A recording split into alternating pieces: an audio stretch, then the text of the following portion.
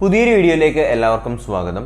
അപ്പോൾ നമ്മൾ ഇന്ന് ഈ വീഡിയോയിൽ ഈ ആഴ്ചത്തെ തൊഴിൽ വിധിക്കകത്ത് കൊടുത്തിട്ടുള്ള ഏറ്റവും പ്രധാനപ്പെട്ട PSC വാർത്തകളെയും അപ്ഡേറ്റുകളെയും കുറിച്ചാണ് സംസാരിക്കാനായിട്ട് പോകുന്നത്. അപ്പോൾ എന്തായാലും നമുക്ക് ഒന്നാമത്തെ വാർത്തയിലേക്ക് തന്നെ കിടക്കാം.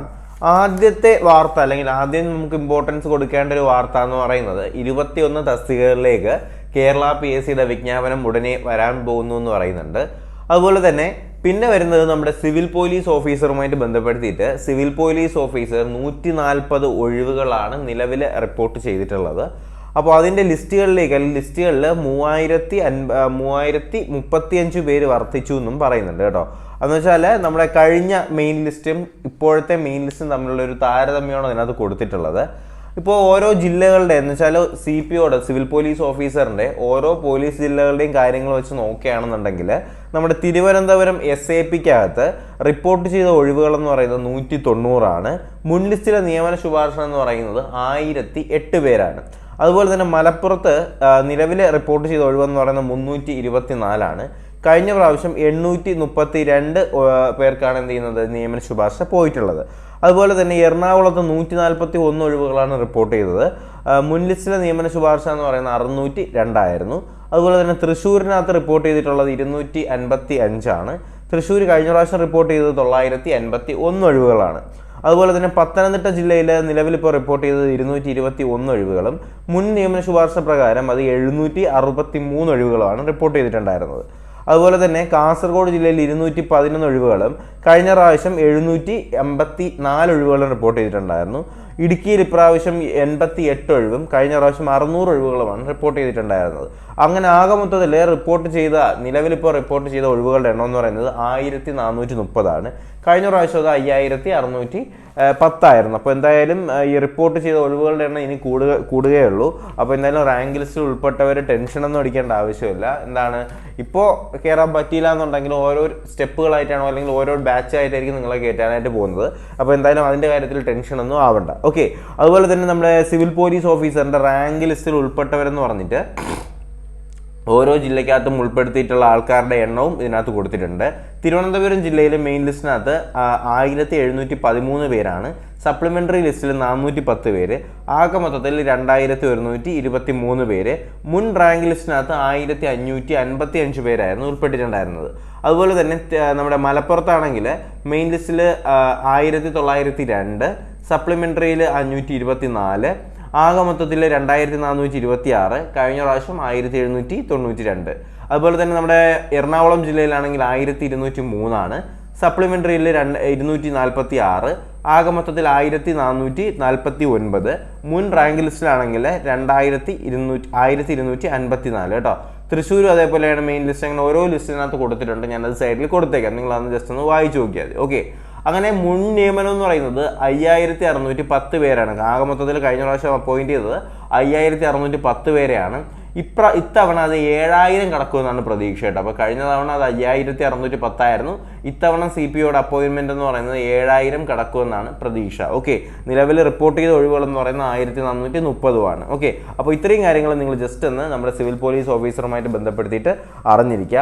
അതുപോലെ തന്നെ ജൂലൈയിലെ പരീക്ഷാ കലണ്ടർ വന്നിട്ടുണ്ടായിരുന്നു.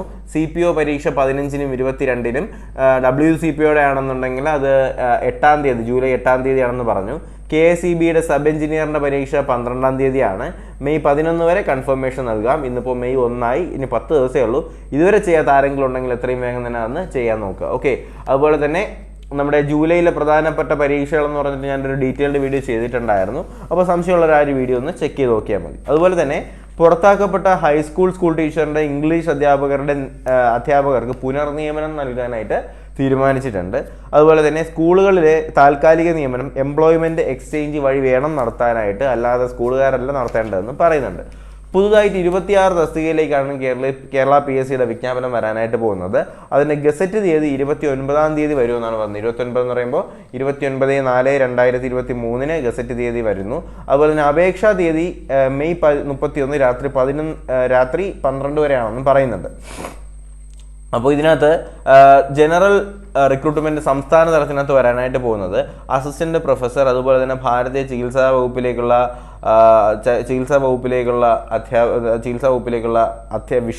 അധ്യാപകരുടെ കാര്യം, അതുപോലെ തന്നെ എന്താണ് category number 031/2023 soil survey officer, അതുപോലെ തന്നെ നോൺ വൊക്കേഷണൽ ടീച്ചറിൻ്റെ വരുന്നുണ്ട്, ലൈബ്രറിയൻ വരുന്നുണ്ട്, അതുപോലെ തന്നെ സ്റ്റുവേർഡ്, അസിസ്റ്റന്റ് എഞ്ചിനീയറിൻ്റെ വരുന്നുണ്ട്.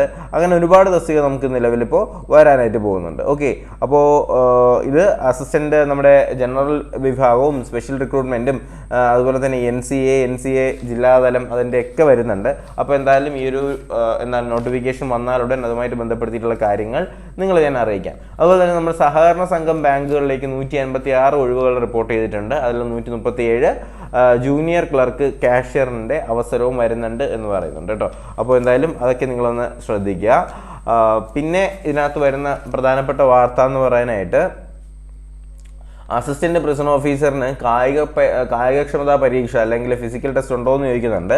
അപ്പോൾ ഈ തസ്തികയുടെ ശാരീരിക യോഗ്യതകൾ ഇവയാണെന്ന് പറഞ്ഞിട്ട് ഉയരവും കാര്യങ്ങളൊക്കെ കൊടുത്തിട്ടുണ്ട്. നിശ്ചിത ശാരീരിക യോഗ്യത ഉള്ളവർക്ക് കായികക്ഷമതാ പരീക്ഷ നടത്തും കേട്ടോ. അപ്പോൾ ഫിസിക്കൽ ടെസ്റ്റ് നമ്മുടെ അസിസ്റ്റന്റ് പ്രിസൺ ഓഫീസറിന് എന്തുണ്ട്, ഫിസിക്കൽ ടെസ്റ്റ് ഉണ്ട് എന്ന് പറയുന്നുണ്ട്. പിന്നെ പഴയ പരീക്ഷയുടെ മാർക്ക് അറിയാമോ എന്ന് ചോദിച്ചിട്ടുണ്ട് കേട്ടോ. അതിൽ റാങ്ക് ലിസ്റ്റ് പ്രസിദ്ധീകരിച്ചിട്ടുണ്ടെങ്കിൽ ഇതോടൊപ്പം മാർക്ക് ഉണ്ടാവും.